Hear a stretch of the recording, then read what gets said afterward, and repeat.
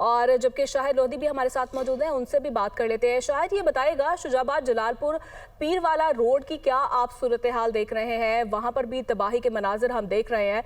अभी क्या सूरत हाल है? क्या पानी जो है वो कम होना शुरू हुआ है?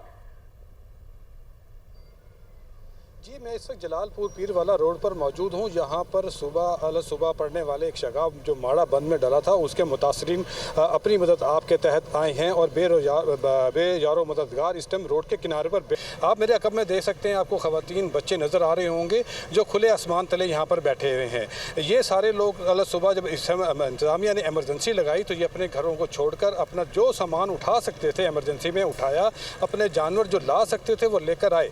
लेकिन यहाँ पर इनको कोई रिलीफ नहीं मिला। अभी तक किसी रिलीफ कैंप का ऐलान नहीं किया गया है।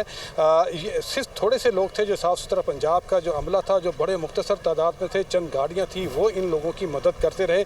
बाकी इन्होंने अपनी मदद आपके तहत कुछ ट्रकों पर, कुछ ट्रॉलियों पर अपना सामान लेकर आए हैं। अब ये आकर इस रोड किनारे बैठ गए हैं। यहाँ ये थोड़ा सा ऊँचा इलाका है। दूसरी बात करें, शगाफ पड़ने के बाद पानी का फ़्लो कम नहीं हो रहा है। पानी बदतरीज इन बस्तियों में जो 12-14 बस्तियां हैं जहाँ पर 20 से 25 हज़ार लोग हैं, वो वहाँ पर बुलंद हो रही है उसकी सतह। उससे मकानों की दीवारें गिरना शुरू हो गई हैं। जो जानवर रह गए थे वो बहने लगे हैं। लोग जान बचाने के लिए परेशान हैं। इंतज़ामिया की तरफ से कुछ किश्तियाँ भिजवाई गई हैं ताकि उन लोगों को रेस्क्यू किया जा सके। लेकिन रात अब शाम हो गई है, वो लोग वहीं पड़े हुए हैं। लेकिन इन लोगों की लोग वहीं पर मौजूद हैं और इंतजाम जो है वो दिखाई नहीं दे रहे हैं।